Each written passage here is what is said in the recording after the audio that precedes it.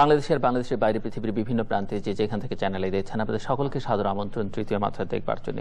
প্রিয় দর্শক, আজ ভোর থেকে শুরু হচ্ছে বিএনপি নেতৃত্বাধীন 18 দলীয় জোটের ডাকে 84 ঘন্টার টানা হরতাল। আজ ভোর থেকে শুরু হয়ে এই হরতাল শেষ হবে এখন পর্যন্ত বেঁধে দেওয়া যে সময়, তাতে বুধবার সন্ধে 6টায়। এবং এই হরতালে কি হবে কি হবে না সেটি এখনও বোঝা দুরূহ। তবে গত পরশুদিন রাত থেকে বিএনপি নেতাদের গ্রেপ্তার করা শুরু হয়েছে। আপনারা জানেন যে বিএনপি জাতীয় স্থায়ী কমিটির 3 সদস্য barrister Moudud Ahmed, MK Anwar, barrister Rafiqul Islam Mia এবং সেই সঙ্গে বিএনপি চেয়ারপারসনের উপদেষ্টা আব্দুল আওয়াল মিন্টু এবং বিএনপি নেতা শিমুল বিশ্বাস, তাদেরকে গ্রেপ্তার করা হয়েছে। অসংখ্য বিএনপি নেতার বাড়িতে তল্লাশি চালানো হয়েছে। বিএনপি নেত্রীর বাড়ির সামনে পুলিশ মোতায়েন করা হয়েছে। বিএনপি চেয়ারপারসনের গুলশান কার্যালয়ের সামনে পুলিশ মোতায়েন করা হয়েছে।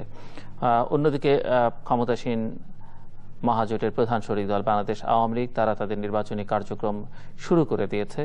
এবং তথ্যমন্ত্রী হাসানুল হক কিন্তু বলেছেন যে প্রয়োজন বোধে বিরোধী দলীয় নেত্রীকেও কারাগারে পাঠানো হবে। স্বরাষ্ট্রমন্ত্রী ডক্টর মহিউদ্দিন খান আলমগীর বলেছেন যে হত্যা পরিকল্পনা বা খুন করবার পরিকল্পনা বা খুনি তৎপরতার সঙ্গে যারা যুক্ত তাদেরকে কারাগারে পাঠানো হবে এবং যাদেরকে পাঠানো হয়েছে তাদেরকে সে কারণেই করা হয়েছে। যদিও যে মামলায় তাদেরকে কারাগারে নেওয়া হয়েছে তাতে দেখা যাচ্ছে যে ককটেল বানানো, ককটেল বিস্ফোরণ ঘটানো, এইসব কারণে এই জাতীয় নেতাদের গ্রেপ্তার করা হয়েছে। সংলাপ সমঝোতার যে সম্ভাবনা ছিল সেটি এখন প্রায় তিরোহিত। কি হবে এগুলো নিয়ে মানুষ শঙ্কার মধ্যে আছে। আর এই সংকটজনক পরিস্থিতিতে কথা বলবার জন্য আমার আজকের অতিথি বাংলাদেশের রাজনীতির ইতিহাসে সঙ্গে যার গভীর সম্পর্ক, দীর্ঘদিনের সম্পর্ক এবং মুক্তিযুদ্ধের ইতিহাস, মুক্তি সংগ্রাম, মুক্তিযুদ্ধ পরবর্তী বাংলাদেশে রাজনীতিতে অত্যন্ত সক্রিয় উজ্জ্বল একজন মানুষ, বাংলাদেশ সরকারের সাবেক প্রধানমন্ত্রী, জাতীয় পার্টির প্রেসিডিয়াম সদস্য কাজী জাফর আহমেদ। স্বাগত আপনাকে স্টুডিওতে। প্রথম যে প্রশ্নটা আপনাকে করতে চাই সেটি হচ্ছে যে এই যে বিএনপি নেতাদের গ্রেপ্তার করা হলো, একটা সময় আমরা বুঝতাম যে এই গ্রেপ্তার বা অনেক সময় রাজনৈতিক নেতারা অসুস্থ হয়ে হসপিটালে যান, এগুলো যখন রাজনীতিতে সংকট থাকে বা এক ধরনের বৈরী সম্পর্ক থাকে দুটো পক্ষের মধ্যে, একটা সমঝোতার জন্য করা হয়। তো এই গ্রেপ্তার কি সমঝোতার জন্য নাকি সংলাপ সমঝোতার যে সম্ভাবনা ছিল তার শেষ আলোটিও নিভে গেল এই গ্রেপ্তারের মধ্য দিয়ে? প্রথমে যে কথাটা আমি বলতে চাই, বাংলাদেশ ক্রমান্বয়ে পুলিশি রাষ্ট্রে পরিণত হতে চলেছে। আমরা ইতিপূর্বে যে সমস্ত ভবিষ্যৎবাণী করেছিলাম, সমস্ত ভবিষ্যৎবাণী তাকে সত্য প্রমাণ করে দিয়ে আমাদের কল্পনা শক্তিকে হার মানিয়ে দেশের পরিস্থিতি ক্রমেই জটিল থেকে জটিলতর হচ্ছে। আগামী দিনে কি হবে জানি না, তবে আপনি যেটা প্রশ্ন করেছেন, সংলাপ দূরের কথা, সংঘাতের পথেই আজকে সরকার পা বাড়িয়ে দিয়েছেন। যখন হরতাল সম্পর্কে মানুষের মনে কিছুটা হয়তো দ্বিধা দ্বন্দ্ব সৃষ্টি হচ্ছিল, ঠিক সেই সময় এই বিএনপির শীর্ষস্থানীয় নেতা barrister Moudud Ahmed, MK Anwar, barrister Rafiqul Islam Mia, তারপর শিমুল বিশ্বাস, আব্দুল আওয়াল মিন্টু, এই সমস্ত শীর্ষস্থানীয় ব্যক্তিদের গ্রেপ্তার করার মধ্য দিয়ে আমার মনে হয় সরকার প্রকারান্তরে শুধু সংঘাতকে উস্কে দিয়েছেন তা নয়, বিএনপিকেও সাহায্য করেছেন। কারণ এই হরতালে এখন যে মোমেন্টাম যেটা সৃষ্টি হবে সেটা হয়তো তাদের জন্য অভাবনীয় এবং অকল্পনীয় হবে। ইতিমধ্যে আপনি লক্ষ্য করেছেন যে গ্রেপ্তার হওয়ার সাথে সাথে কুমিল্লা, নোয়াখালী, ফেনী, বিভিন্ন জায়গায় গতকাল হরতাল পালিত হচ্ছে এবং আজকেও হচ্ছে। তাহলে হরতাল শুরু হয়ে গেছে এবং এই হরতালের মাত্রা যে এর আগে যে 6 দিনের যে হরতাল ছিল তার চাইতে অনেক অনেক বেশি ভয়াবহ হবে এবং অনেক বেশি, আমি বলবো যে সেটা, আমি সহিংসতা বলতে চাই না, তবে সেটা অবশ্যই অত্যন্ত জঙ্গি রূপ ধারণ করবে এবং এর জন্য সরকারি দায়ী। আমার মাঝে মাঝে মনে হয় যে গণতন্ত্রের মানস কন্যা শেখ হাসিনা, তাকে কি ক্ষমতা থেকে সরিয়ে দেওয়া হয়েছে? তার পরিবর্তে কোনো বিষ কন্যা সেখানে ক্ষমতা বসছে কিনা?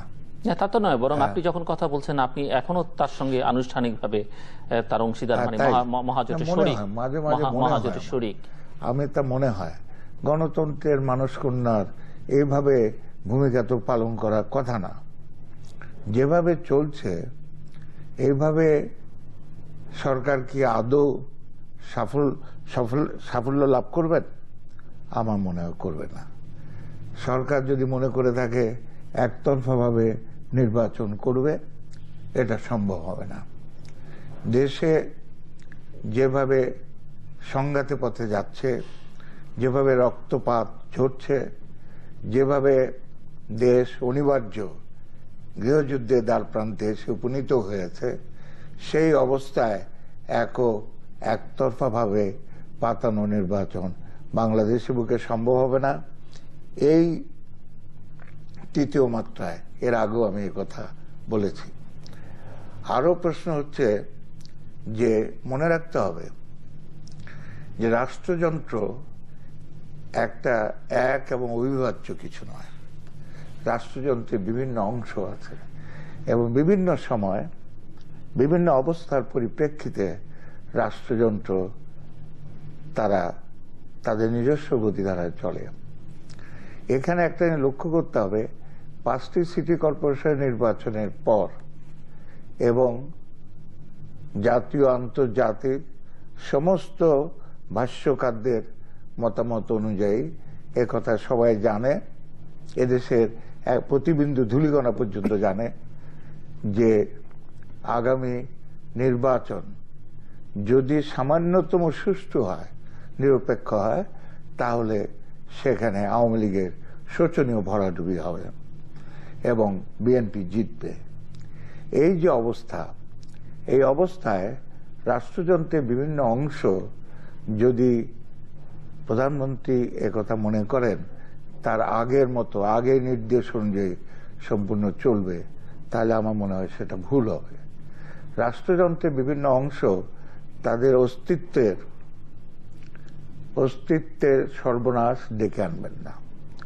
তারা সব সময়, বিশেষ করে একেবারে একটা সরকারের মেয়াদের শেষ দিকে নির্বাচন যখন আসন্ন হয়ে ওঠে, তারাও একটা হিসাব নিকাশ করে।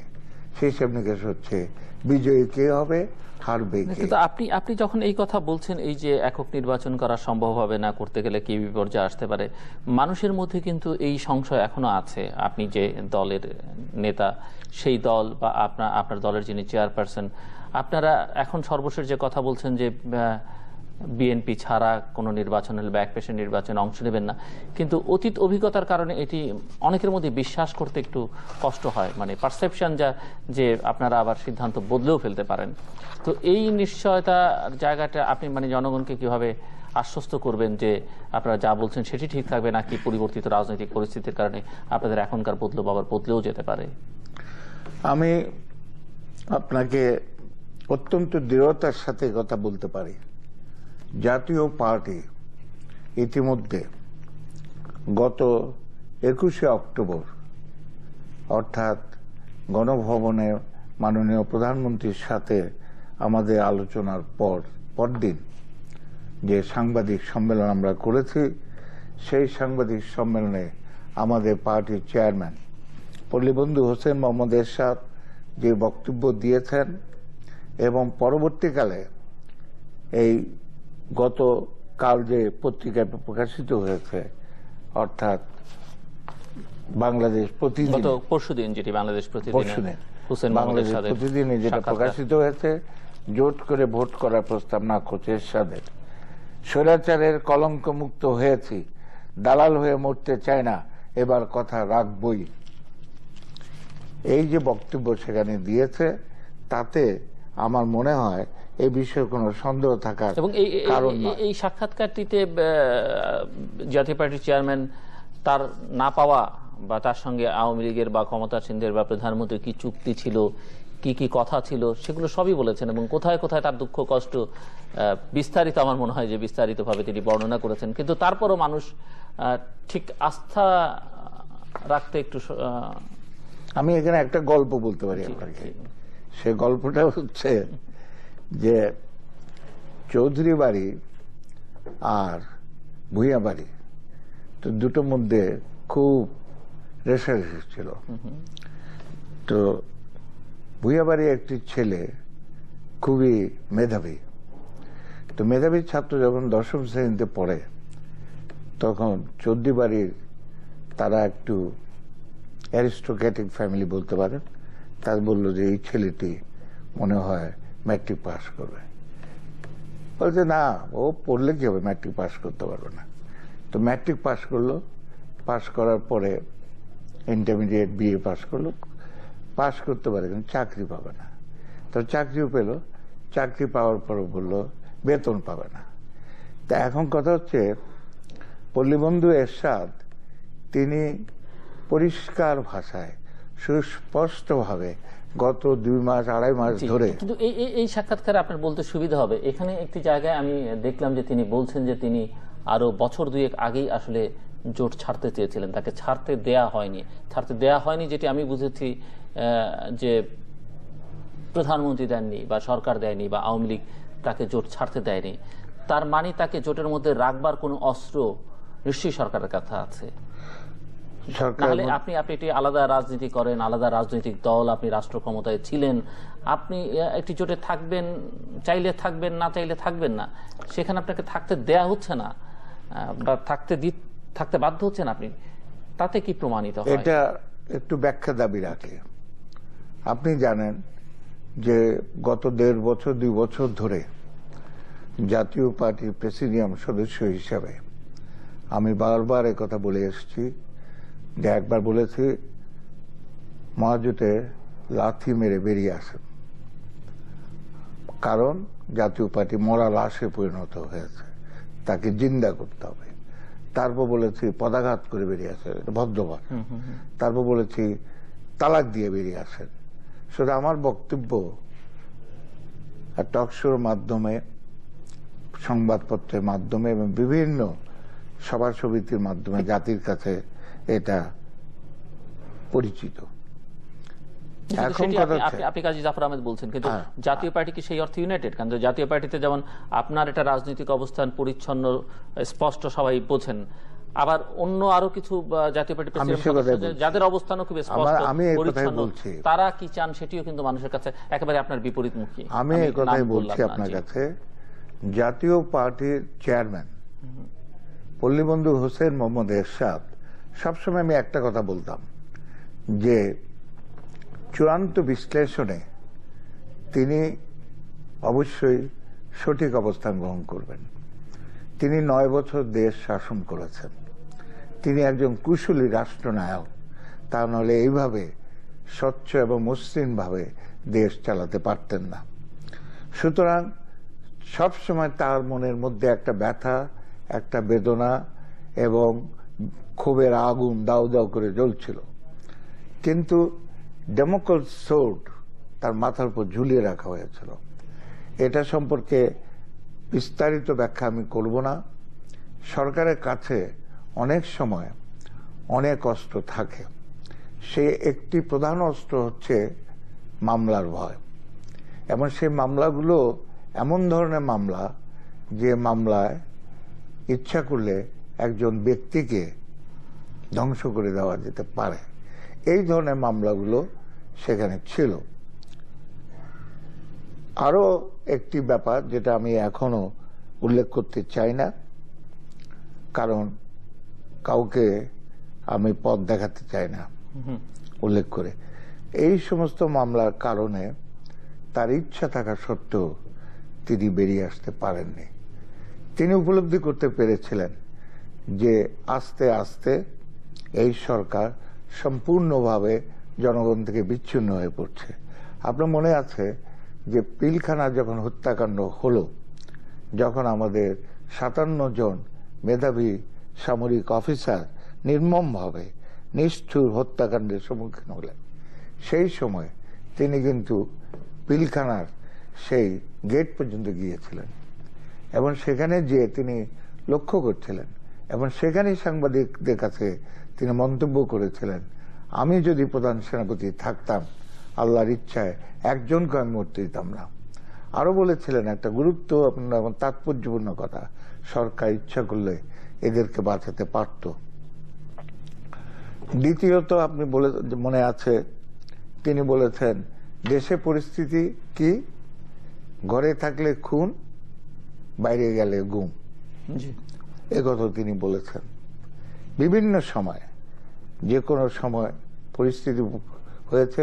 বিশ্বজিতের যখন হত্যাকাণ্ড হলো তিনি বিশ্বজিতের বাড়িতে ছুটে গিয়েছেন, সেখানে দেখা করেছেন, একাত্মতা এবং সহমর্মিতা প্রকাশ করেছেন। বিভিন্ন ঘটনার মধ্য দিয়ে তিনি তার আসল যে মনের মধ্যে বক্তব্যটি ফুটিয়ে তোলার চেষ্টা করেছেন।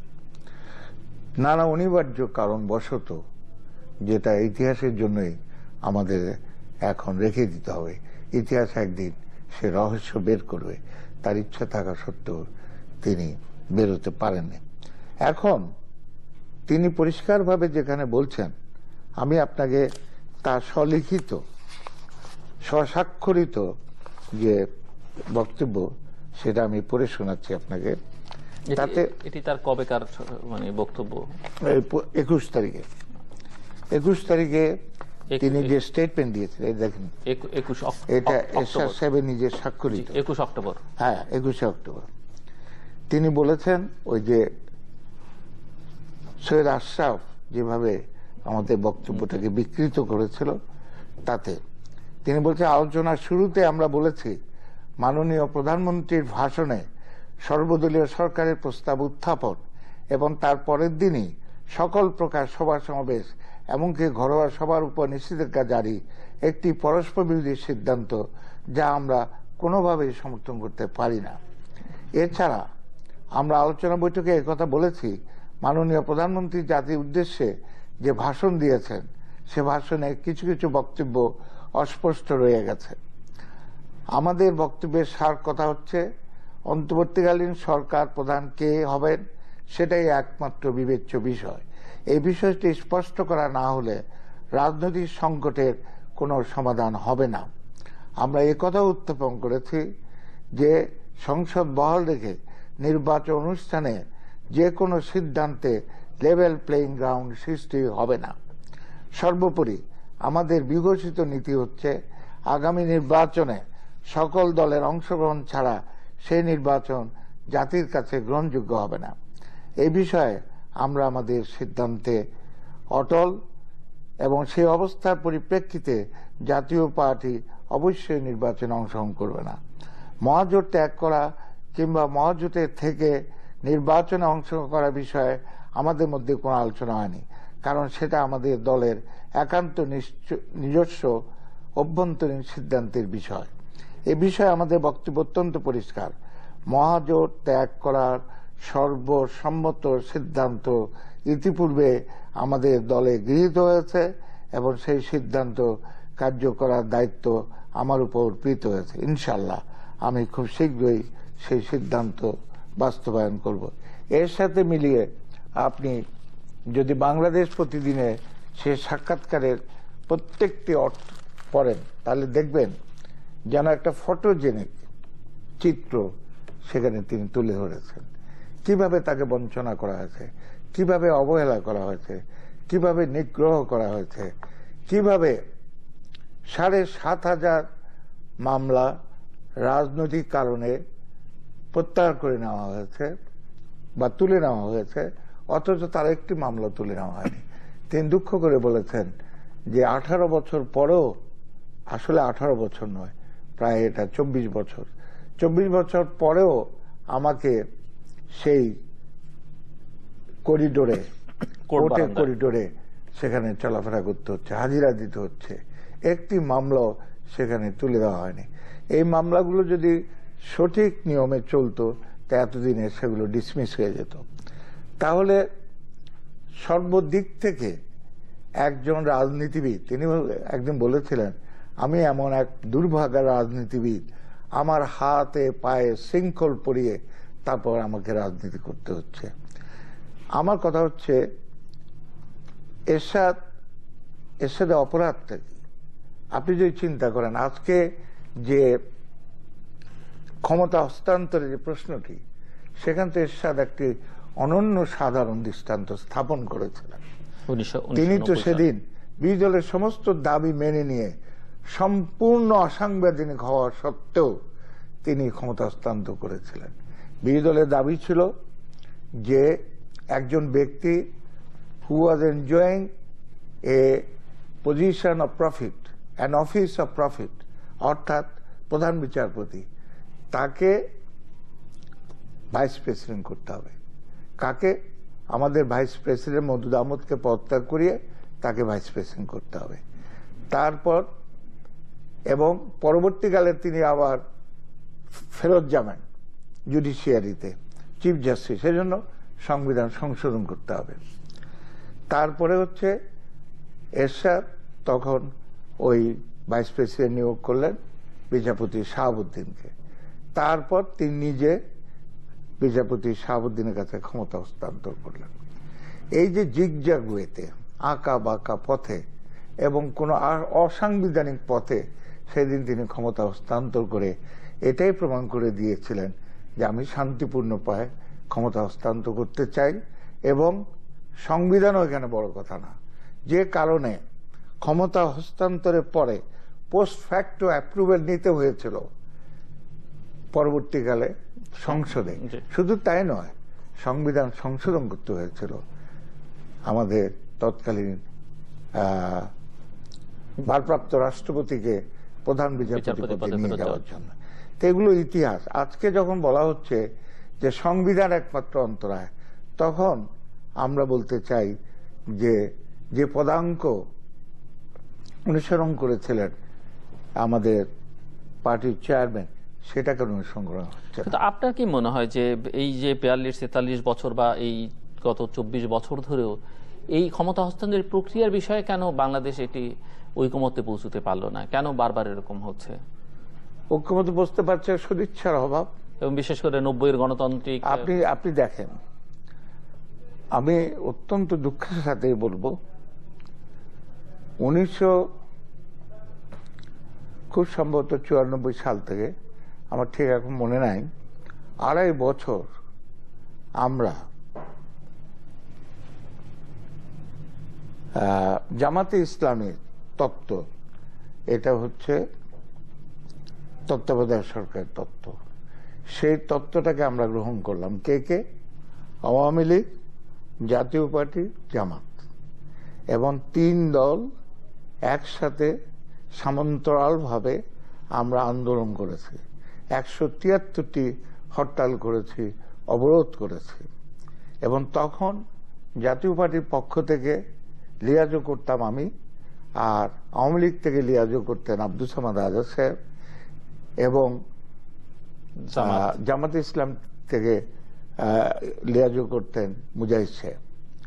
এই ৩ জন। আমি লক্ষ্য করতাম যে সামাদ ভাই যদিও একসময় আওয়ামী লীগ ন্যাশনাল আওয়ামী পার্টি করতেন এবং আমার শ্রদ্ধেয় নেতা এবং সহকর্মী ছিলেন, তিনি আমার চাইতে অনেক বেশি অন্তরঙ্গভাবে আলোচনা করতেন জামাতে ইসলামীর সাথে। তা আমরা এই তত্ত্বাবধায়ক সরকারের জন্য আন্দোলন করলাম, আর যারা সেদিন বিরোধিতা করেছিলেন তারা একটা নির্বাচন করলেন। সেই নির্বাচন টিকে নাই, মাত্র ৭০ দিন টিকে ছিল। কিন্তু তারা একটা কাজ করেছিলেন যে বিরোধী দলের দাবিটা মেনে নিয়ে তারা তত্ত্বাবধায়ক সরকারের বিল সংসদে আইন হিসেবে পাশ করেছিলেন। তো আজকে ঠিক উল্টো হচ্ছে। আজকে হঠাৎ তত্ত্বাবধায়ক সরকার কি কারণে এত, আমার মনে হয় এত বিষ দৃষ্টিতে দেখার কারণ কি? আপনি লক্ষ্য করবেন যে তত্ত্বাবধায়ক সরকার সম্পর্কে না, পঞ্চদশ সংশোধনী ব্যাপারে একটা সংসদীয় কমিটি গৃহীত হয়েছিল। এই সংসদীয় কমিটি মোটামুটি প্রায় ১৩ মাস তাদের কার্যক্রম চালিয়েছে। এই ১৩ মাসে একটি পর্যায়ে স্বয়ং প্রধানমন্ত্রীও মোটামুটি একটা নীরব সম্মতি দিয়েছিলেন যে তত্ত্বাবধায়ক সরকার থাকুক। আর সমস্ত এই যে রাশেদ খান মেনন, তার ওয়ার্কার্স পার্টি, হাসানুল হক ইনুর, আপনার যে জাসদ, এবং কি স্বয়ং এই যে সুরঞ্জিত এবং অনেকেই আওয়ামী লীগের অনেক বড় বড় নেতা, তারা তত্ত্বাবধায়ক সরকারের পক্ষে মত দিয়েছিলেন। কিন্তু ঠিক এই তত্ত্বাবধায়ক সরকারের বাতিল করে পঞ্চদশ সংশোধনীর পাশে মাত্র কিছুদিন আগে হঠাৎ প্রধানমন্ত্রীর সাথে এই সংসদীয় কমিটি একটি বৈঠক হয়। সেই বৈঠকে সবকিছু পাল্টে গেল, দৃশ্যপট। কি কথা হয়েছে সেগুলো প্রকাশ্যে তেমন ভাবে আসেনি, ছিটে ফোটে এসেছে। তাহলে কি এটি মানে প্রধানমন্ত্রী নিজের সিদ্ধান্তে আসলে নাকি তিনি অন্য কারো প্রভাবিত বলতে হবে? আমি বলছি কেন, প্রধানমন্ত্রী তো এক সময় এটার পক্ষে ছিলেন, এক সময় আমি 96-এর কথা বলছেন, এই সংসদীয় কমিটি গঠন হবার পরেও তিনি তো পক্ষে ছিলেন, তাহলে হঠাৎ করে তিনি কেন বদলে গেলেন? এটা হলো প্রশ্ন। এটা প্রশ্ন। আরেকটা জিনিস হচ্ছে যে প্রধানমন্ত্রী যে এটা পাল্টে গেলেন, এখানে আপনি লক্ষ্য করেন যে এটার সম্পর্কে সই করতে রাজি হননি রাশেদ খান মেনন, হাসানুল হক ইনু। তারা মিছিল পর্যন্ত করেছিলেন যখন এই বিলটি পাস হচ্ছিল, তারা সেখানে মিছিল পর্যন্ত করেছেন। এখন সেটি বেসিক্যালি ধর্ম সংক্রান্ত ইস্যু নিয়ে তাদের বেশি আপত্তি ছিল, মানে ওই যে এটাও ইস্যু ছিল, এবং এরা এরপরও বহুবার তারা কথা বলেছে যে আমরা তত্ত্বাবধায়ক সরকারের পক্ষে। This is on record. তা এখন প্রশ্ন হচ্ছে কেন মাননীয় প্রধানমন্ত্রী এটা গেলেন? এটাই তো প্রশ্নবিদ্ধ। এর কারণ তিনি ইতিমধ্যে বুঝতে পেরেছিলেন যে তত্ত্বাবধায়ক সরকার অধীনে নির্বাচন হলে আওয়ামী লীগের বিজয় কখনোই সুনিশ্চিত হবে না, ভরাডুবি হবে। এবং তারপরে 5টি সিটি কর্পোরেশন নির্বাচনের মধ্য দিয়ে তার যে সন্দেহ শেষ পর্যন্ত সত্যে পরিণত হয়েছে। সুতরাং প্রশ্নবিদ্ধ কারণে এবং নিজের দলীয় সুযোগ সুবিধার কারণেই তিনি এটা করেছিলেন। তা না হলে আপনি দেখেন নির্বাচনী ম্যানিফেস্টোতে তত্ত্বাবধায়ক সরকার পরিবর্তনের কোনো কথা ছিল না। 13 মাস পর্যন্ত কোনো জায়গায় তত্ত্বাবধায়ক সরকার বাতিলের কথা উঠল না। হঠাৎ প্রধানমন্ত্রী তার মতামত প্রকাশ করলেন, তাহলে এটা বলতে হবে একজনের ইচ্ছা অনুযায়ী সেদিন এই পঞ্চদশ সংশোধনী আদালতের রায় একটি ভূমিকা কাজ করেছে। আচ্ছা, আদালতের রায়ও যদি বলেন, বিচারপতি খায়রুল হক যে বিতর্কমূলক যে রায়টি দিয়েছেন, সে রায়ও কিন্তু তিনি দুই ধরনের বক্তব্য দিয়েছেন, বা দুটো পার্ট। একটা পার্টে তিনি বলেছেন যে এটা সংবিধানের সাথে সাংঘর্ষিক, কিন্তু আরেকটি পার্টি বলেছেন বাংলাদেশে বর্তমান অবস্থার প্রেক্ষাপটে 2টি টার্ম তত্ত্বাবধায়ক সরকার অধীনে নির্বাচন হতে পারে। তবে তিনি বলেছেন যে প্রধান বিচারপতিকে এর মধ্যে বিচার বিভাগকে যেন না জড়ানো হয়। সুতরাং তাহলে যদি আপনি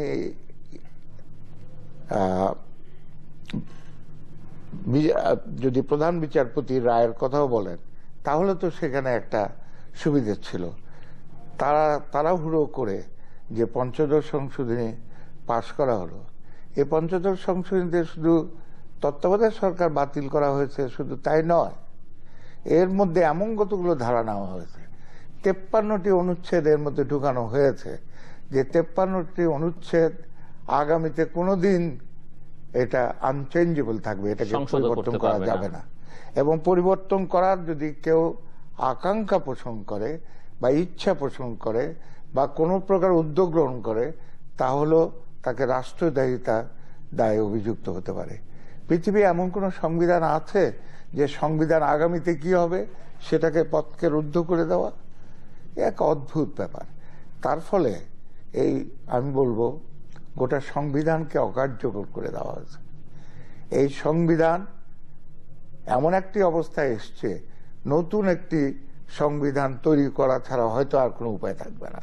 এটা সংবিধান বিশেষজ্ঞরা আজকে এখন সংকট যে জায়গায় এসে দাঁড়িয়েছে, আপনি এর সমাধান কিভাবে হতে পারে বলে আপনি মনে করেন? আবার মানুষের আরেকটি কথা, এই যে 27শে অক্টোবর পর সংসদ অবৈধ, সরকারের কথা পরে বলছে, কেন অবৈধ? পঞ্চদশ সংশোধনীতে বলা হয়েছে 123(3) তাতে বলা হয়েছে 3(ক) অনুচ্ছেদটি সেখানে সংযোজিত করা হয়েছে, যেটা বলা হয়েছে সংসদের, এই বর্তমান সংসদের মেয়াদ শেষ হওয়ার পূর্ববর্তী 90 দিনের মধ্যে নির্বাচন করতে হবে। তাহলে 27শে অক্টোবর থেকেই সে যদি কাউন্টডাউন করেন ব্যাকওয়ার্ড, তাহলে 27শে অক্টোবর থেকেই সেখানে মানে নির্বাচনের মরশুম শুরু হয়েছে। এর সাথে 72(1) একটা অনুচ্ছেদ সেখানে সংযোজিত হয়েছে। সেটা করা হয়েছে কি বলছে, যে আমাদের সংবিধানের নিয়ম হচ্ছে যে একটি অধিবেশন শেষ হওয়ার পর আরেকটি অধিবেশন 60 দিনের মধ্যে করতে হবে। কিন্তু এই 72(1)-এ সে বাধ্যবাধকতাকে সম্পূর্ণ বাদ দিয়ে দেওয়া হয়েছে। এর অর্থ হচ্ছে যে বর্তমান সংসদের অধিবেশন আর হবে না। এর নির্গলিতার্থ মর্মার্থ হচ্ছে এটা। তাহলে এখন যে তারা সংসদ চালাচ্ছেন এটা তো অবৈধ, এবং এই সংসদে যা কার্যক্রম হবে সেটা অবৈধ, এবং এই সংসদের উপর নির্ভর করে যে সরকার আছে সেটা অবৈধ হবে। কারণ এরপরে আসেন সংবিধানে 119 অনুচ্ছেদে যদি আমরা পর্যালোচনা করি, তাহলে সেখানে বলা হয়েছে যে এই অনুচ্ছেদের বিধানে নির্বাচন কমিশনকে সংসদ সদস্যের নির্বাচন অনুষ্ঠানের জন্য সাংবিধানিক দায়িত্ব প্রদান করা হয়েছে। তাহলে 103(ক), 72(1) এই দুটো এবং এই একটা 3টা যদি আপনি একসাথে এটা যদি পর্যালোচনা করেন, তাহলে এটা পরিষ্কারভাবে দেখা যায় যে এখন এই 27শে অক্টোবর থেকে নির্বাচন পরিচালনা করা, নির্বাচন অনুষ্ঠান করা, এটা দায়িত্ব হচ্ছে নির্বাচন কমিশনের। তাহলে এখানে একটা প্রশ্ন উঠতে পারে যে তাহলে সরকার কি হবে? সরকারের বিষয়টি পঞ্চদশ সংশোধনীতে পরিষ্কারভাবে বলা হয়নি। ধরে নিলাম যে দলীয় সরকার অধীনে হবে, কিন্তু এটাকেই তো প্রশ্নবিদ্ধ করেছেন স্বয়ং প্রধানমন্ত্রী। প্রধানমন্ত্রী একটা সর্বদলীয় সরকারের একটা প্রস্তাবনা দিয়েছেন। তো সর্বদলীয় সরকারের প্রস্তাবনা দেওয়ার ফলে দলীয় সরকারের অধীনে যে নির্বাচনের প্রস্তাবনাটা নাকচ হয়ে গেছে। এখন কথা হচ্ছে যে সর্বদলীয় যে সরকারের কথা তিনি বলেছেন, এই কথা কি সংবিধানে কোথাও উল্লেখ করা আছে? সংবিধানে কোথাও নাই। একটি শব্দ কেউ দেখাতে পারবে না যে সর্বদলীয় সরকারের কথা বলা হচ্ছে। এখন প্রশ্ন হচ্ছে, প্রধান বিরোধী দল যদি সেই সর্বদলীয় সরকারে না যায়, তাহলে সেটা কি সর্বদলীয় সরকার হবে? সে সর্বদলীয় সরকার হওয়ার প্রশ্নই ওঠে না। তাহলে এখন যেখানে যেটা হচ্ছে যে একতরফা নির্বাচন, একতরফা নির্বাচনের সম্পর্কে আপনি বলেছেন, আমাকে প্রশ্ন করেছিলেন। আমি মনে করি এটা আমি কিছুটা উত্তর দিয়েছি। একটা কার্ড ছিল জাতীয় পার্টি, কারণ প্রধান বিরোধী দল তো থাকলো না। মহাজোটের প্রধান যে অংশ, অর্থাৎ প্রধান অংশীদার আওয়ামী লীগের পর প্রধান অংশীদার হচ্ছে জাতীয় পার্টি। জাতীয় পার্টি পরিষ্কারভাবে বলে দিয়েছে সকল দলের অংশগ্রহণ ছাড়া আমরা নির্বাচনে যাব না। এবং আমাদের চেয়ারম্যান পল্লীবন্ধু এরশাদ অত্যন্ত আবেগময় কণ্ঠে তিনি বলেছেন, আমি জীবনের শেষ প্রান্তে এসে আমি কোলাবোরেটর হিসেবে মরতে চাই না, আমি দালাল হিসেবে মরতে চাই না। এত স্পষ্ট বক্তব্যের পরে এ কথা, এই প্রশ্নে সন্দেহ করা আমার মনে অন্যায়। এটা অবিবেচনা প্রসূত, এটা সঠিক হবে না, ইতিহাসের ধোপে এটা টিকবে না। তাহলে এটা কিভাবে আপনি সর্বদলীয় সরকার হবে? এখন প্রশ্ন হচ্ছে যে আমি আগে বলেছি আছে গণমাধ্যম এবং সুশীল সমাজ, এটা একটা খুব গুরুত্বপূর্ণ ব্যাপার। সুশীল সমাজ তারা বিভিন্ন টক শো করছে। আপনি একটা অনবদ্য দৃষ্টান্ত স্থাপন করেছেন তৃতীয় মাত্রায়। আমার মনে হয় পৃথিবীর ইতিহাসে এটা অন্যতম, প্রধান না হলো অন্যতম একটা একটা মহৎ দৃষ্টান্ত, যে এতদিন পর্যন্ত একটা একটা একটা চ্যানেল একটা প্রতিপাদ্যকে সামনে ধরে চলছে। সেখানে এই যে জনপ্রিয় টক শো যারা করছে, সেই সংবিধান বিশেষজ্ঞ ডক্টর তুহিন মালিক বলেন, ডক্টর আসিফ নজরুল বলেন, ডক্টর পিয়াস করিম বলেন, নুরুল কবির বলেন, আসাদুল্লাহ সাহেব বলেন, তাদেরকে যে ভাষায় আক্রমণ করা হচ্ছে, দৈহিকভাবে আক্রমণ শুরু হয়েছে। ডক্টর তুহিন মালিককে সেখানে ককটেল নিক্ষেপ করা হয়েছে, তারপরে তার গাড়ি ভাঙচুর করা হয়েছে, এবং গত 10 দিনে তুহিন মালিকের গাড়ি এবং বাসায় 3 বার ককটেল নিক্ষেপ করা হয়েছে। প্রত্যেককে এখানে ভয়ভীতি প্রদর্শন করা হয়েছে। এমনকি মাননীয় প্রধানমন্ত্রী একথাও বলেছেন যে টকশোর উপর অলিখিত কালো নিষেধাজ্ঞা জারি হতে পারে, কারণ রাত 11:30টার পর থেকে বিদ্যুৎ সরবরাহ বন্ধ হয়ে যেতে পারে। এ ধরনের মন্তব্য এসছে। সুতরাং আমি বলবো যে সুশীল সমাজ যে কথাগুলো বলছিলেন, এবং টকশো সারা বাংলাদেশে যেভাবে জনপ্রিয় হয়েছে, এটা ইতিহাসে একটা মাইল ফলক। একটি বিষয় আপনি বলবেন, এই যে সাম্প্রতিককালে যে বিভিন্ন সার্ভে হচ্ছে, যদিও সার্ভেগুলোর একটি প্রতিপাদ্য বিষয় হচ্ছে যে নির্বাচন কিভাবে হবে, মানুষ অধিকাংশ সিংহভাগ মানুষ কেয়ারটেকার গভর্নমেন্টের পক্ষে মত দিচ্ছে, কে জিততে পারে বিএনপির পক্ষে মত দিচ্ছে, কিন্তু সরকারের কার্যক্রম সম্পর্কে মানুষের বেশ পজিটিভ ধারণা, সরকার অনেক ভালো কাজ করেছে বলে সার্ভেগুলো বলছে। এমনকি যে দুর্নীতি নিয়ে এত কথাবার্তা হয়েছে, সেই দুর্নীতির ক্ষেত্রে দেখা যাচ্ছে সর্বশেষ আমরা এশিয়া ফাউন্ডেশন এবং ডেইলি স্টার যে সার্ভে দেখি, সেখানেও মানুষের মতামত 50-50 আর কি সরকারের পক্ষে। এবং আমরা লক্ষ্য করছি যে সরকারের দিক থেকে নানা মহল, নানা সরকারি কর্মচারীদেরকে, সেনা কর্মকর্তাদেরকে, কর্মচারীদেরকে বা সৈনিকদেরকে,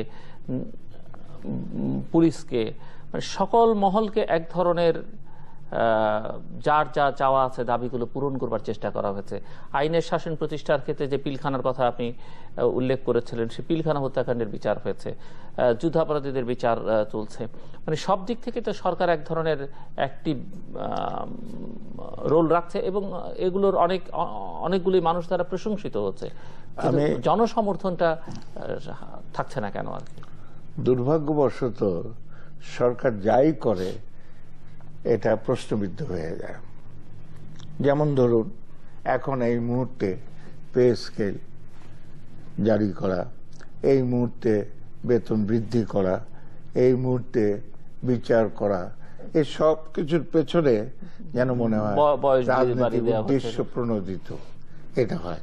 আরেকটা কথা মনে রাখবেন, উন্নয়ন একটা চলমান গতিধারা।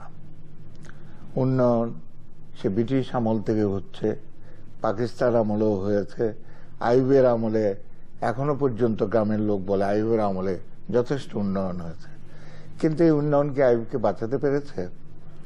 আমরা সেই 62 সালে শিক্ষা কমিশন রিপোর্ট বিরোধী আন্দোলন বলেন, সামরিক শাসন বিরোধী আন্দোলন বলেন, তার তক্তে তাউসকে আমরা কাঁপিয়ে দিয়েছি।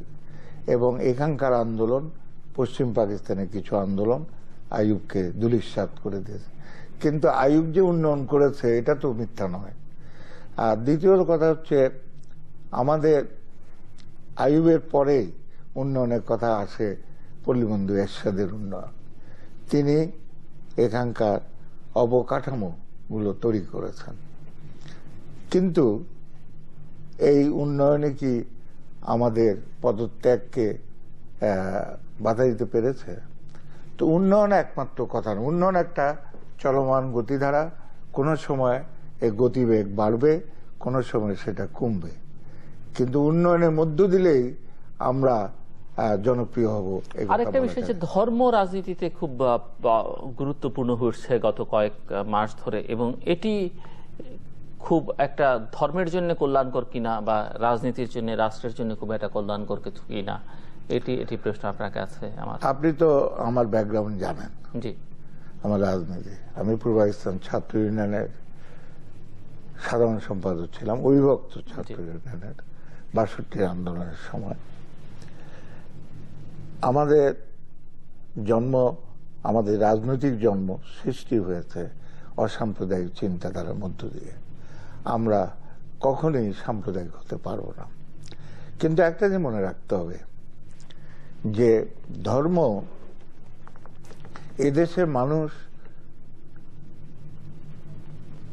ধর্মভীরু, কিন্তু ধর্মান্ধ নয়। এই ধর্মভীরু যে, এই কথাটা বুঝতে হবে। আপনি যদি কারো ধর্মীয় অনুভূতির উপরে আঘাত করেন, তাহলে এদেশের মানুষ মারাত্মকভাবে প্রতিক্রিয়া বাঁধাবে। আপনি হেফাজতে ইসলামকে আসতে দিলেন, এমনকি শাপলা চত্বরে তাকে জনসভা করতে দিলেন। কি প্রয়োজন ছিল বলুন?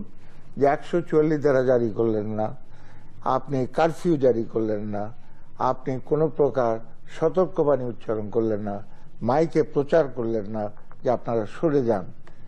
একটা ১০,০০০ র্যাব, পুলিশ, বিডিজি তাদেরকে নিয়ে একটা যৌথ বাহিনী গঠন করলেন। যৌথ বাহিনী গঠন করে রাত্রি ৩টের সময়, গভীর নিশীথে, যখন তারা নিদ্রামগ্ন অথবা তাহাজ্জুদের নামাজ পড়ছেন, তাদের হাতে কোনো অস্ত্র নাই, আছে একটা তসবিহ আর আছে একটা জায়নামাজ, তাদের উপরে আক্রমণ করা দরকার কি ছিল? আপনি বলছেন কেউ মারা যায়নি। পুলিশ কমিশনার নিজে বলেছেন যে ১১ জন মারা গেছে। আচ্ছা, আদিলুর রহমান সাহেব তিনি বলেছেন ৬৭ জন মারা গেছে। আমাদের পার্টির চেয়ারম্যান পল্লীবন্ধু এরশাদ বললাম, ধরে নিলাম কেউ মারা যায়নি, তার কাদের রক্ত ধুলেন? এবং মানুষের রক্ত ধুয়ে পরিষ্কার করেছেন, কিন্তু মানুষের হৃদয় থেকে যে রক্ত, সেই রক্তটা পরিষ্কার করতে পারেনি। পারসেপশন হচ্ছে অনেক লোক মারা গেছে। আমরা জানি না কেন একটা একজন সাবেক প্রধান বিচারপতির নেতৃত্বে তদন্ত কমিশন গঠন করে এই বিষয়ে সমস্ত ধূম্রজাল ছিন্ন করে দিলেন না কেন সরকার? আমার কথা হচ্ছে যে এইভাবে কি প্রয়োজন ছিল? এখানে আরেকটা প্রশ্ন আসে যে এই যে আপনি বলছেন বা জরিপ বলছে যে বিএনপি জিতবে, আপনি নিজে উল্লেখ করেছেন যে নির্দলীয় নিরপেক্ষ একটা নির্বাচন হলে, কিন্তু এখন সরকারি মহল থেকে বা মহাজোটের শরিকরা সবাই, আপনারা বাদে সবাই যেটি বলছেন যে বিএনপি জেতা মানেই হচ্ছে দেশ পেছনের দিকে যাওয়া, আবার সেই জঙ্গি দেখতে হবে, আবার তারা এখন জামাত নির্ভর হয়ে পড়েছে, তারা এখন হেফাজত নির্ভর হয়ে পড়েছে, একটা মধ্যযুগে বাংলাদেশকে নিয়ে যাবে, দেশ তো অস্থিতিশীল হবেই, প্রতিবেশী যারা আছে তাদেরকেও অস্থিতিশীল একটা অবস্থার মধ্যে ঠেলে দেওয়া হবে। তো এর প্রেক্ষিতে জবাব কি আপনার কাছে? আপনি তো, আপনার একটা রাজনৈতিক ব্যাকগ্রাউন্ড আমরা জানি। যাই হোক, সেই প্রসঙ্গে আমি টানবো না। আপনি উপস্থাপক হিসাবে আজকে বাংলাদেশের মানুষের কাছে সমাজ সম্পর্ক নেই অনেকদিন। আমি যেটা বলতে চাই, নিষ্ঠুর বাস্তব কি জানেন? বাস্তব হচ্ছে আওয়ামী লীগ যখন ক্ষমতায় আসে তখন সাম্প্রদায়িকতা আকাশ ভেদ করে উঠে যায়, আর যখন আওয়ামী লীগ ক্ষমতায় আসে ভারত বিরোধী তো চরম পর্যায়ে উপনীত হয়। এটা হলো নিষ্ঠুর বাস্তব। এবং আপনি যদি দেখেন, হিসাব নেন, তাহলে দেখবেন যে জঙ্গিবাদ যেটা বলা হয় বা সন্ত্রাসবাদ যেটা বলা হয়, সেটা আওয়ামী লীগের আমলে সবচেয়ে বেশি হয়েছে। কিন্তু সেটা প্রশ্ন না। প্রশ্ন হচ্ছে যে বিএনপি প্রতিষ্ঠাতা তিনি একজন মুক্তিযোদ্ধা, এটা তো অস্বীকার করা যাবে না। এবং একথা অস্বীকার করা যাবে না যে স্বাধীনতার ঘোষণা তিনি করেছিলেন, কিন্তু আওয়ামী লীগ এটাকে স্বীকার করে না। কেন করে না আমি জানি না। তো এটা করলে কি হতো? তাতে কি জনাব বঙ্গবন্ধু শেখ মুজিবুর রহমানের স্থান ইতিহাসের পাদপ্রদীপে আলোয় কি নেমে যেত? নেমে যেত না। জনাব শেখ মুজিবুর রহমান শেখ মুজিবুর স্থানেই থাকতেন, জিয়াউর রহমান জিয়াউর রহমানের স্থানে থাকতেন। কিন্তু এই অস্বীকৃতির কারণে অনেক কিছু স্বীকার করেন না। আপনি এই কথা জানেন যে বাংলাদেশের মুক্তিযুদ্ধে বা মুক্তিযুদ্ধের আন্দোলনের, স্বাধীনতা আন্দোলনের পেছনে নেপথ্যে সিরাজুল আলম খানের অবদান তো কম না। আসম আব্দুর রব তো সেদিন স্বাধীনতা পতাকা তুলেছিলেন, এটা তো অস্বীকার করা যাবে না। শাহজাহান সিরাজ তিনি তো স্বাধীনতা ইশতেহার পাঠ করেছিলেন, এটা তো অস্বীকার করা যাবে না। এবং তারা তো জাতীয় সঙ্গীতও সেই সময় নির্বাচন করেছিলেন, পতাকাটা তারাও তৈরি করেছিলেন, এরা করেছিলেন। নূরে আলম সিদ্দিকী, আব্দুল কুদ্দুস মাখন, আসম আব্দুর রব, তারপরে শাহজাহান সিরাজ, এরা তো করেছেন, তাদের অবদান। আমরাও ছোটখাটো অবদান রেখেছি। আপনি জানেন 1970 সালে 22শে ফেব্রুয়ারি পল্টন ময়দানে, সেদিন আমি এবং রাশেদ খান মেনন স্বাধীন জনগণতান্ত্রিক বাংলাদেশের কর্মসূচি ঘোষণা করার অপরাধে এই সামরিক আদালতে আমার 7 বছর, আমার এবং মেননের 7 বছর সশ্রম কারাদণ্ড, 4টি বেত্রাঘাত এবং সম্পত্তি বাজেয়াপ্তের নির্দেশ দেওয়া হয়েছিল। তাহলে এবং 1971 সালের 25শে মার্চ তৎকালীন পূর্ব পাকিস্তানের মাটিতে সর্বশেষ জনসভা আমরাই করেছিলাম। কিন্তু ইতিহাসে এগুলো আমাদের নেই, দরকারও নেই। কিন্তু এইভাবে শুধু এক দলই করেছে, এক ব্যক্তিই করেছে, এই চিন্তাটা তো একদিন ইতিহাসের ধোপে টিকবে না। তা আপনার প্রশ্নের উত্তর আমি যেটা বলতে চাই সেটা হচ্ছে, কিছু উন্নয়ন কাজ যে হয়নি তা নয়। এই উন্নয়ন হয়তো আগামী যে সরকার আসবে সে সরকার আরো বেশি করবে, এর পরের সরকার আরো বেশি করবে, কারণ প্রযুক্তি বলেন, বিজ্ঞান বলবেন, তার ক্রমবিকাশ হচ্ছে। সুতরাং সেটা প্রয়োগ করে তারা অনেক বেশি কাজ করতে পারবেন। কিন্তু প্রশ্নটা হচ্ছে যে এই দিয়ে জনপ্রিয়তা নয়, জনপ্রিয়তা, গণবিচ্ছিন্নতা কেন ঘটছে? প্রথম কারণ দুর্নীতি, দুর্নীতির সমারোহ। আপনি দেখেন পদ্মা সেতু হলো না, কেন হলো না? একজন মন্ত্রীর জন্য বলা হলো তিনি ফেরেশতা, তার বিরুদ্ধে ব্যবস্থা নেওয়া হলো না। তারপর আসেন আপনার শেয়ার বাজারের কেলেঙ্কারি। আপনি ইব্রাহিম খালেদকে দিয়ে একটা তদন্ত কমিশন করলেন, তিনি একটা রিপোর্ট দিলেন, 11 জনের নাম দিলেন, তাদের বিরুদ্ধে ব্যবস্থা হলো না। হলমার্ক, ডেস্টিনি, এগুলো আছে। কিন্তু এখন যেটি বলা হচ্ছে যে এই যে এখন যে আন্দোলন, এটি আসলে যতটা না এটি তত্ত্বাবধায়ক সরকারের জন্য আন্দোলন, সরকারের দিক থেকে বলা হচ্ছে এটি মূলত হচ্ছে যুদ্ধাপরাধীদের বাঁচাবার জন্য আন্দোলন করছেন, যেটি গতকালকেও আওয়ামী লীগের অনেক নেতা বা সরকারের অনেক মন্ত্রী বলেছেন। আমি আশা করি মাননীয় প্রধানমন্ত্রী তিনি আমার কথায় ক্রুদ্ধ হবেন না, মাথা ঠান্ডা করে চিন্তা করবেন। মাননীয় প্রধানমন্ত্রী বন্দী থাকার কারণে তিনি মুক্তিযুদ্ধ করেননি, কিন্তু আপনি, আমরা মুক্তিযুদ্ধ করেছি, বাংকারে থেকে মুক্তিযুদ্ধ করেছি। আমরা 20,000 সশস্ত্র গেরিলা বাহিনীর নেতৃত্ব দিয়েছি। শিবপুর ছিল আমাদের প্রধান ঘাঁটি। আমি এই মুহূর্তে আব্দুল মান্নান ভূঁইয়াকে স্মরণ করছি। তো প্রশ্ন হচ্ছে, আমরা মুক্তিযুদ্ধ করেছি এবং বঙ্গবন্ধু শেখ মুজিবুর রহমানও তিনি গ্রেপ্তার হয়ে যাওয়ার পরে মুক্তিযুদ্ধে অংশগ্রহণ করতে পারেননি। তা আমরা তিনি মূল নেতা ছিলেন, তার নামে তার নামে আমরা মুক্তিযুদ্ধ করছি। ইতিহাসে মুক্তি সংগ্রামকে, ইতিহাসের এই সত্যকে যারা অস্বীকার করবে তারা মূর্খ। মুক্তিযুদ্ধের মূল সংগ্রামের মূল নেতা তিনি ছিলেন, ছিলেন, তার নামে আমরা করেছি। কিন্তু আমি বলছি তিনি গ্রেপ্তার হয়ে যাওয়ায় তিনি মুক্তিযুদ্ধে অংশগ্রহণ করতে পারেননি। তাহলে কেন আওয়ামী লীগের কথা মনে করে যে যুদ্ধাপরাধীদের বিচার আমরা সমর্থন করি না? প্রশ্ন হচ্ছে, যুদ্ধাপরাধী কারা? 195 জন যুদ্ধাপরাধী, তাদেরকে তো সিমলা চুক্তির মাধ্যমে ছেড়ে দেওয়া হয়েছে। এরা তো দালাল, কোলাবোরেটার্স। আমি একজন মুক্তিযোদ্ধা হিসেবে আপনাকে বলতে পারি যে আমার কখনো এনকাউন্টার হয়নি ওই রাজাকারের সাথে, আমাদের এনকাউন্টার হয়েছে দখলদার বাহিনীর সাথে। তো প্রশ্ন হচ্ছে, বা তাদের মিলিশিয়া যেগুলো ছিল, এখন কথা হচ্ছে তাদের বিচার হোক, কিন্তু আন্তর্জাতিক মানের হোক, এবং কোন রাজনৈতিক প্রতিহিংসার কারণে নয়।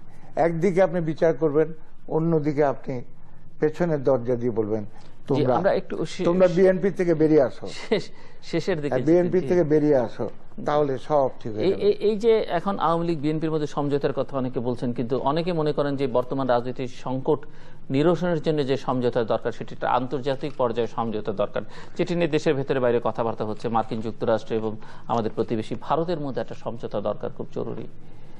আমি এই দুটো বিষয়ে এখানে উল্লেখ করব, সামনের দিনগুলো কি হতে পারে। আমি মনে করি, এবং আমি যেহেতু শেষের দিকে সামরিক বাহিনীর ভূমিকা কি হবে আমি আর বলবো, সরকার ক্ষমতায় টিকে থাকার জন্য শেষ পর্যন্ত শেষ কৌশল হিসাবে তারা মহামান্য রাষ্ট্রপতি কার্যালয়কে ব্যবহার করে 141 ক অনুচ্ছেদের ক্ষমতা বলে দেশে জরুরি অবস্থা ঘোষণা করতে পারেন, করে আমাদের যে মৌলিক অধিকার, সমস্ত মৌলিক অধিকার স্থগিত করে ব্যাপক নিপীড়ন নির্যাতনের ব্যবস্থা গ্রহণ করতে পারেন। কিংবা তারা দেশে এমন একটি অবস্থা বিরোধী দল সৃষ্টি করলেন, তারাও করলেন, হয়তো খুবই সুপরিকল্পিতভাবে করে এমন একটা অবস্থা সৃষ্টি করলেন যেখানে সাংবিধানিক শাসন ব্যবস্থা হয়তো অচল হয়ে পড়তে পারে, এবং সেই অবস্থায় একটা অসাংবিধানিক অবস্থা এখানে আসতে পারে।